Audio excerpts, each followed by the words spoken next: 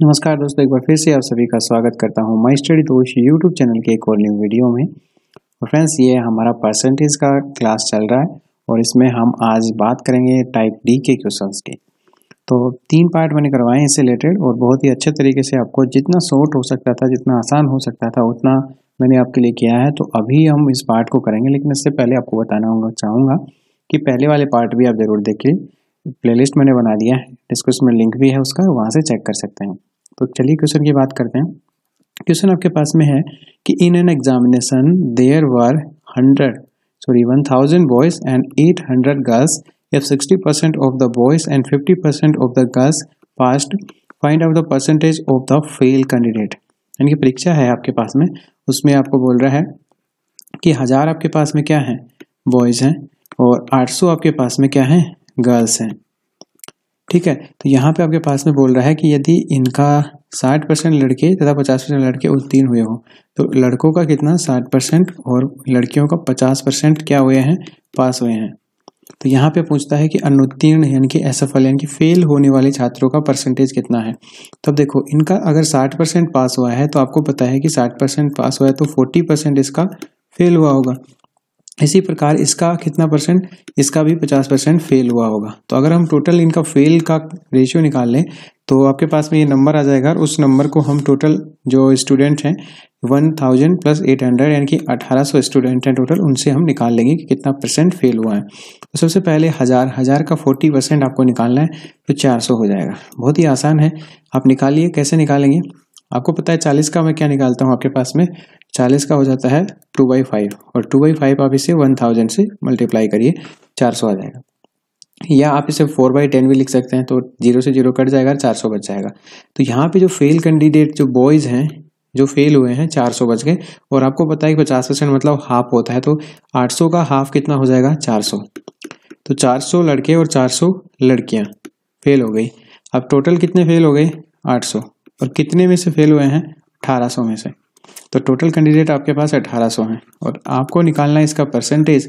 तो आप इसे सोल्व करिए, तो आपके पास में हो गया 800/18, इसे 2 से काट लीजिए, ये आपके पास में हो जाएगा 400/9। इसको सोल्व करिए आगे, ये आपके पास में हो जाएगा 44.4%, और ये आपके पास में आंसर आ जाएगा C option.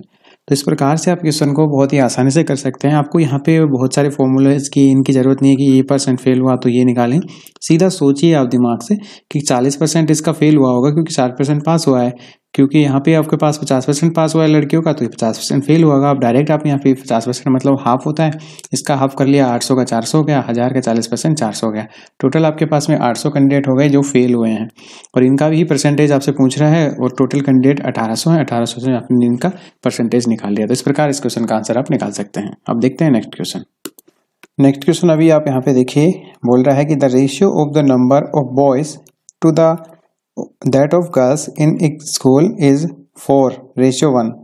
If 75% of boys and 70% of girls are scholarship holder, then the percentage of students who do not get scholarship is. तो यहाँ पे आपको बोल रहा है कि विद्यालय में आपका जो बॉयज एंड गर्ल्स का जो रेशियो है वो आपके पास में 4:1 है। ठीक है, आपको बोलता है कि 75% लड़के, तो देखिए 75% बॉयज़ का मतलब आप यहाँ पे देखिए 75% का मतलब 3/4 होता है, और यहाँ पे 70% लड़कियाँ, तो इसका मतलब आपके पास में कितना होता है, 7/10। परसेंटेज को मैंने फ्रैक्शन में बदल दिया। ठीक है, अब मैं क्या करता हूँ कि ये आपको पूछ रहा है कि छात्रवृत्ति किनको नहीं मिलती है, कितने लड़के लड़कियां हैं जिनको छात्रवृत्ति नहीं मिलती है। मैं थोड़ा सा क्वेश्चन को आसान बनाने के लिए क्या करता हूँ, इस रेशियो वैल्यू को 100 से मल्टीप्लाई कर देता हूँ। मैं मान लेता हूँ कि 400 क्या है, लड़के हैं, और 100 लड़कियां हैं। दोनों तरफ सेम चीज़ से अगर मल्टीप्लाई करो रेशियो में तो कोई फर्क नहीं पड़ता, क्योंकि आप 0 को काट दीजिए, फिर सेम रेशियो यहाँ पे है आपके पास।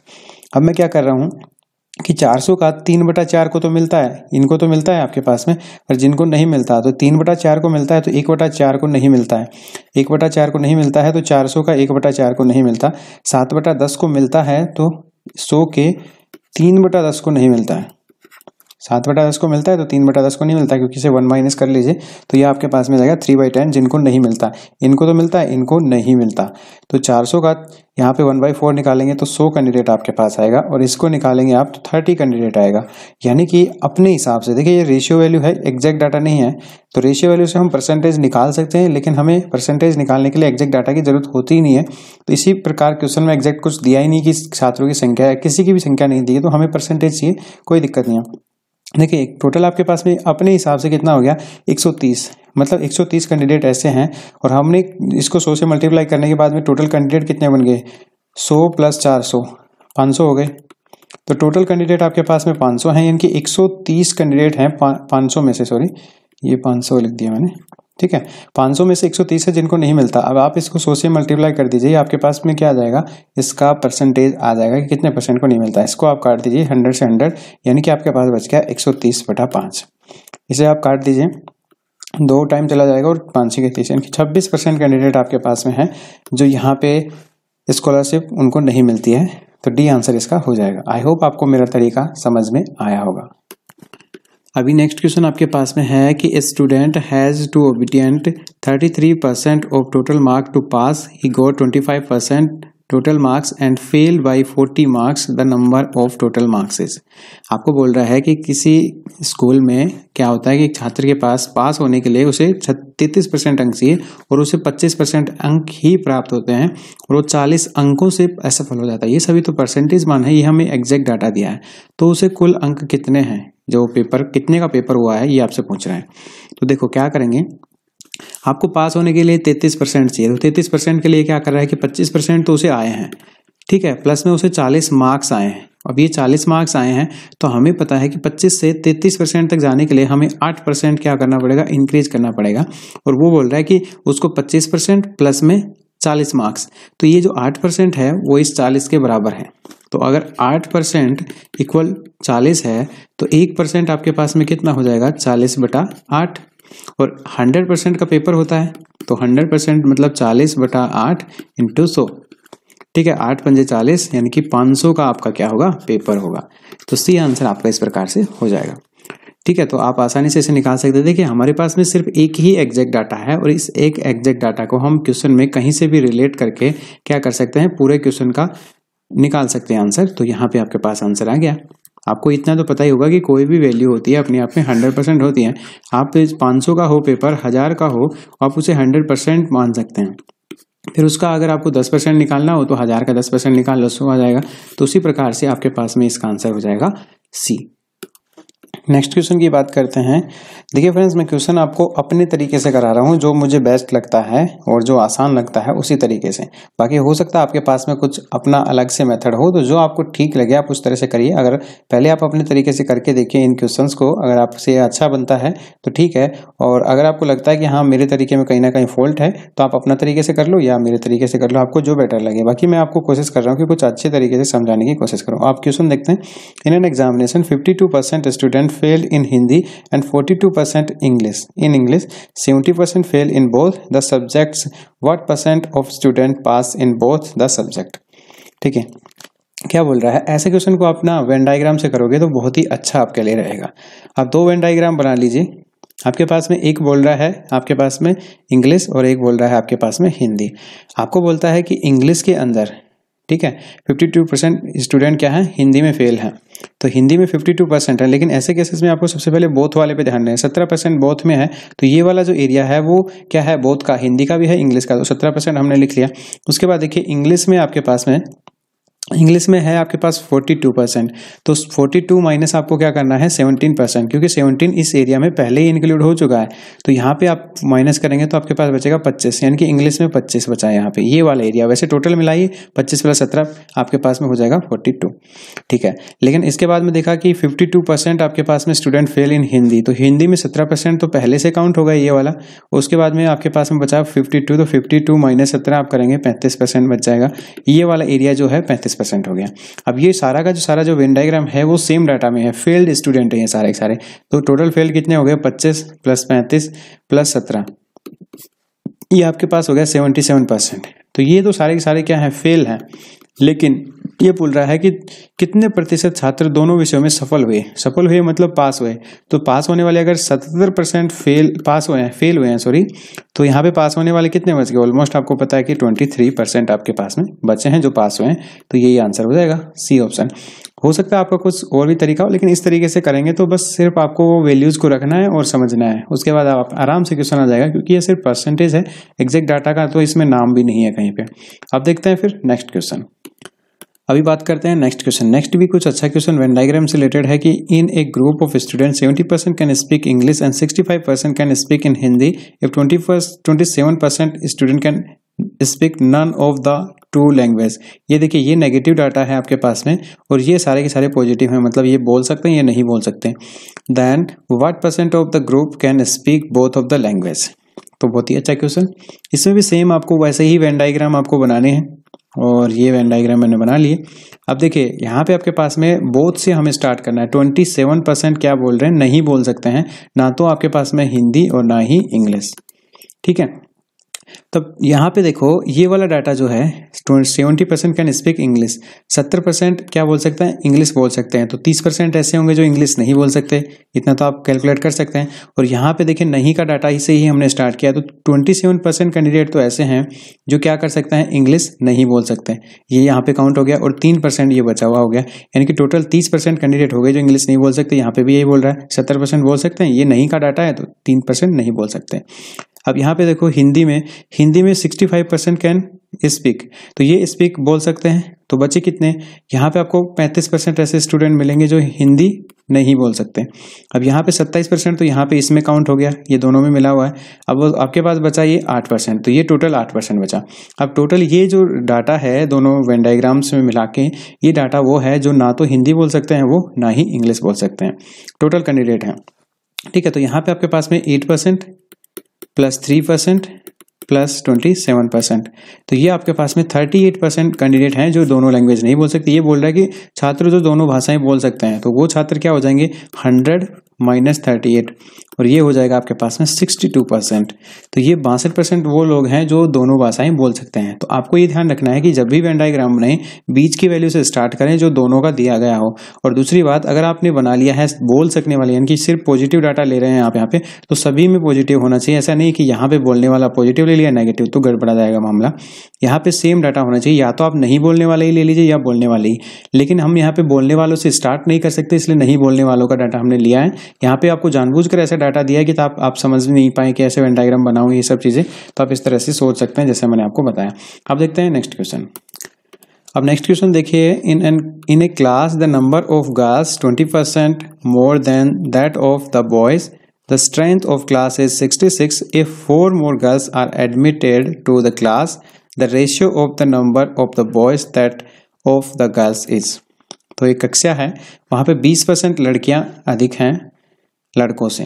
तो यहाँ पे देखिए 20% को आपको फ्रैक्शन में बनाना आना चाहिए। मैं हमेशा क्वेश्चन को फ्रैक्शन से करवाता हूँ, तो आपको याद ही हो गया होगा कि 20% का फ्रैक्शन 1/5 होता है। लेकिन अब यहाँ पे समझने वाली चीज़ ये है कि यहाँ पे बोल रहा है कि लड़कियों की संख्या लड़कों से 20% अधिक है। तो मैं मान लेता हूँ कि किससे अधिक है? लड़कों से। जिनसे अधिक होती है नीचे वाला होता है, तो ये बॉयज़। तो बॉयज़ अगर 5 हैं तो गर्ल्स क्या है? 20% अधिक हैं, यानी कि 5 + 1 6 हैं। तो ये आपको ध्यान रखना। आप चाहें तो आप निकाल लीजिए, ये क्या है? 20% अधिक है। 5 से 20% अधिक है, मतलब 5 तो है ही, लेकिन उससे 20% अधिक है, तो 5 + 1 ऊपर वाला वैल्यू ऐड होगा। यहाँ पे 2 होता तो 2 ऐड होता। ठीक है, तो 5 + 6 हो गया, यानी कि लड़कों की संख्या आपके पास 5 है और लड़कियों की, सॉरी ये जी लिखते हैं ना, ठीक है। तो ये आपके पास में कितना हो गया? 6 हो गया। अब टोटल बोलता है कि जो टोटल स्ट्रेंथ है, यानी कि कुल संख्या है, वो 66 है। तो आप यहाँ पे देखिए 5 + 6, यानी कि 5 + 6 अगर मैं करूँ तो 11 होता है, और ये 11 आपको 66 के बराबर दे रखा है। अपने हिसाब से तो आ रहा है कि यहाँ पे टोटल कक्षा में 11 स्टूडेंट होने चाहिए, लेकिन ये बोलता है 66 66 है। तो यहाँ पे रिलेशन आया 6 का, तो 6 से आप इसे मल्टीप्लाई करिए सभी डाटा को। यहाँ पे 6 से मल्टीप्लाई करेंगे 36, यहाँ पे करेंगे 30। अब आपको पता चल गया कि 66 में से 30 तो लड़के हैं और 36 लड़कियां। अब ये बोलता है कि 4 लड़कियां और आ जाएं। अब +4 और कर दीजिए तो 40 लड़कियां हो गई, और लड़के अभी भी 30 ही हैं। तो अब बोलता है कि उनका अनुपात यानी कि रेशियो क्या होगा। तो अब अनुपात निकालिए, तो ये 0 आप हटा दीजिए, इनमें दोनों में सेम है, तो सेम डाटा को हटा दीजिए। तो 3:4 आपके पास में आ गया, और बहुत ही आसानी से आपने इसका आंसर फाइंड कर लिया। तो देखिए कुछ 2-4 स्टेप्स आगे पीछे आपने किया, और जब आपको आदत हो जाएगी ऐसे क्वेश्चंस को करने की तो बस आप सिर्फ डाटा ऐसे लिखेंगे फटाक से, मतलब ऑलमोस्ट ये समझ लीजिए 30 सेकंड का ये क्वेश्चन है और आप इसे कर सकते हैं बिल्कुल। तो इसी तरीके से आप करते रहिए और बताते रहिए कमेंट बॉक्स में कि कैसे आपको वीडियोस लग रहे हैं, कैसे क्वेश्चन आ रहे हैं, आपको समझ में आ रहे हैं या नहीं आ रहा है। देखिए जब तक आप एक अच्छा रेस्पॉन्स नहीं देंगे तब तक मेरे को भी मोटिवेशन नहीं मिलेगा, मैं भी आगे वीडियोज नहीं बना पाऊंगा। तो अभी बात करते हैं नेक्स्ट क्वेश्चन की। नेक्स्ट क्वेश्चन देखिए, बहुत ही अच्छा क्वेश्चन आप लोगों के लिए एक बार फिर से। A student score 32% marks in science subject out of 300, how much should he score in language paper out of 200 if he got overall 46%। तो आपको बोलता है कि 32% मार्क उसके 300 में से, तो उसने 32% स्कोर किया है। अब 200 में से वो कितना परसेंट स्कोर करे ताकि उसको टोटल ओवरऑल यानी कि 500 में से उसको कितना परसेंट आ जाए, 46% आ जाए। तो बहुत ही अच्छा क्वेश्चन है आप लोगों के लिए। तो सबसे पहले आप क्या करो कि इसका 300 का 32% निकालो। अब 300 का 32% निकालने के लिए आपको कुछ भी नहीं करना है, ये सिर्फ मन में सोचना है। अब ये सोचिए कि हमें 300 का 32% नहीं, मुझे 30% निकालना पड़ता। इससे पहले आप ये सोचिए कि मुझे 100 का 30%, 100 का 30% 30 होता है, तो 300 का 3 गुना हो जाएगा, यानी कि कितना हो गया 90। अब बचा 2%, तो 100 का 2% कितना होता है, सिर्फ 2 होता है। 300 का 2% 3 गुना हो जाएगा यानी कि 6, तो 90 + 6 96, तो 96 हो गया। बड़े आसानी से आपने इसका निकाल लिया। अब इसका तो मान हमारे पास है नहीं। अब 500 का हमें क्या निकालना है, 46%। सेम इसी तरह से आप इसे कर सकते हैं। कैसे करेंगे, 100 का 40% निकालिए। पहले 40% निकाला आपने, 100 का 40 हो गया, ठीक है। अब 5 गुना करना है उसे, तो ये आपके पास में कितना होगा, 5 गुना करेंगे तो 200 हो जाएगा, ठीक है। अब 6% निकाल लीजिए 100 का, 6% मन में कर लीजिए, 6 हो गया, और 6 को भी 5 गुना कर दीजिए, 30 हो गया, यानी कि 200 + 30 230। बड़े आसानी से आपने निकाल लिया। अब देखिए आपने 230 में से 96 मार्क्स वो ले आया है, अब उसे कितने मार्क्स और चाहिए। अब यहाँ पे 230 - 96 कर लीजिए, ये हो जाएगा 134। अब 134 मार्क्स उसे चाहिए, ठीक है। यहाँ पे पूछ रहा है कि उसे कितने मार्क्स और चाहिए, कितने प्रतिशत, लेकिन अब उसे 200 में से कितने मार्क्स चाहिए, 134 चाहिए। तो 200 का कितना परसेंट है, 134। ये आप इसे सोल्व करिए, ये आपके पास में हो जाएगा 67, ठीक है। तो 67% आपके पास में हो जाएगा। बी ऑप्शन इसका करेक्ट आंसर हो जाएगा। तो इस तरह से बिल्कुल आसानी से आप थोड़ा सा दिमाग लगा के क्वेश्चंस को बहुत ही कम टाइम में अच्छे तरीके से कर सकते हैं। बस ये बन सकता है सारे क्वेश्चंस आपके प्रैक्टिस से। प्रैक्टिस करते रहो। कभी ये मत सोचो कि मुझे सब कुछ आ गया। जिस दिन आपने ये सोच लिया कि मुझे सब कुछ आ गया, उस दिन आपको ये समझ लीजिए आपका डिक्लाइन स्टार्ट हो गया। ओके, तो इसी के साथ फिर स्टार्ट करते हैं नेक्स्ट क्वेश्चन। नेक्स्ट क्वेश्चन आपके पास में है, Bhuvnesh spends 30% of his salary on food and donates 3% in a charitable trust. He spends 2310 on these 2 items, then total salary of the month is. तो यह बोल रहा है कि वो क्या करता है कि 30% सैलरी तो अपने फूड पे वेस्ट कर देता है, स्पेंड कर देता है, और प्लस में 3% जो है वो चैरिटी में दान कर देता है, ठीक है। तो टोटल 33% हो गया। अब ये बोलता है कि इन दोनों उद्देश्यों के लिए यानी कि 33% उसके जो इन्वेस्टमेंट है वो कितना है, 2310 है। तो आपको बोल रहा है कि इसकी सैलरी कितनी है, सैलरी कितनी होगी 100%। तो 100% कितना हो जाएगा 3310। इसको आप डिवाइड करिए 33 इंटू आप 100 करिए, ठीक है, क्योंकि 1% निकालेंगे तो 2310/33 होगा, और इसका 100% निकालने के लिए आप इसे 100 से मल्टीप्लाई करेंगे। ऑलमोस्ट आपको पता है कि ये 33 से भी कटेगा, लेकिन हमें ये दिख रहा है कि 33 से नहीं कट सकते एक साथ आप यहाँ पे, तो 11 से काट लीजिए। 11 से 33 हो गया, 11 दूना 22 और 11 एकम 11, 210 बच गया। 3 से काट लीजिए, ये आपके पास हो जाएगा 70। तो ये आपके पास में 70 हो गया, और 70 इंटू 100 तो 7000 आपके पास में आ गया, और ये आपके पास में डी ऑप्शन इसका करेक्ट आंसर हो जाएगा। तो इस प्रकार से इन क्वेश्चन को आप बड़े ही आसानी से कर सकते हैं थोड़े से एफर्ट के साथ। अब देखते हैं नेक्स्ट क्वेश्चन। नेक्स्ट क्वेश्चन देखिए आपके पास में है, a man gives 50% of his money to his son and 30% of his daughter, 80% of the rest is donate to a trust. If he is left with 16,000, now how much money did he have in the beginning. ठीक है, तो सबसे पहले आपको क्या करना है कि मान लेते हैं कि उसकी जो सैलरी थी वो एक्स थी। अब देखिए मैं एक्स मान के कर रहा हूं, तो भी आप ये समझ लीजिए कि यहाँ पे अगर इस तरह से करेंगे तो भी आपके लिए क्वेश्चन आसान होगा। अब ये बोलता है कि वो 50% तो अपने सन को दे देता है, बेटे को दे देता है, तो एक्स का 50% बेटे को दे दिया, और बोलता है 30% वो अपनी बेटी को दे देता है। ठीक है, अब बचा कितना, 50 + 3 80, अब बचा 20%। अब यह क्या बोलता है कि जो बचा हुआ है 20%, उस 20% का ये 80% जो है वो क्या कर देता है, ट्रस्ट में दे देता है। ठीक है। अब 80% उसने ट्रस्ट में दे दिया। अब बोलता है कि अब जो उसके पास बचा ना, अब 20% का भी 20% ही बचा उसके पास में। अब जो बचा है वो किसके बराबर है? 16,000 के बराबर है। तो अब बताता है कि उसकी सैलरी कितनी है। तो ये आपके पास में चार्ट बनाना आपको आ गया, तो बहुत ही आसान क्वेश्चन। अब देखिए एक्स का कितना? 20%, तो 20% मतलब 1/5। और 20% का भी कितना? ये वाला 20% इनकी 1/5। अब ये किसके बराबर है? 16,000 के बराबर है। तो बस कुछ नहीं करना था, इस x की वैल्यू यहाँ से निकालनी थी। x इज इक्वल टू क्या हो जाएगा? इस 5 × 5 25 हो जाएगा। तो 16,000 × 25 ये आप करेंगे तो आपके पास में हो जाएगा, ये कितना हो जाएगा? 4 लाख आपके पास में हो जाएगा। इसका आंसर हो जाएगा आपके पास ए। आप इसको मल्टीप्लाई कर लेना, 25 × 16 कर लीजिए, आपके पास में कितना हो जाएगा? 400 आ जाएगा। और ये 3 जीरो पहले से हैं, तो ये आपके पास में जो ए ऑप्शन है इसमें आंसर आ जाएगा। देखिए कई बार जल्दीबाजी में आप ये आंसर टिक मत कर देना, नहीं तो गलत हो जाएगा। और इस बहुत ही शॉर्ट आसान तरीके से आप इसको भी सोल्व कर सकते हैं। सो फ्रेंड्स, अभी के लिए फ़िलहाल इतना ही। जो सारी चीज़ें थी आज के लिए, इस टॉपिक के लिए जो पार्ट हमारा चल रहा था टाइप डी, इसमें मैंने आपको सारे क्वेश्चंस करवा दिए, जितने भी क्वेश्चन जैसे भी एक्सपेक्टेड बन सकते थे। अब आप अपने स्तर पे प्रैक्टिस करिए। तो वीडियो में आप सभी लोगों ने कैसा क्या अनुभव किया, ये सारी चीज़ें मुझे कमेंट बॉक्स में ज़रूर बताएं। और साथ में वीडियो को लाइक करें और शेयर करें अपने दोस्तों के साथ में। कोई समस्या हो तो भी आप कमेंट कर सकते हैं, और अपने दोस्तों को भी बोले सब्सक्राइब करने के लिए। और चैनल पर नए हो तो बेल आइकन भी दबाएँ और साथ में चैनल को सब्सक्राइब भी कर लीजिए। Thank you so much. मिलते हैं नेक्स्ट वीडियो में, तब तक के लिए bye bye, take care, all the best, see you in the next video.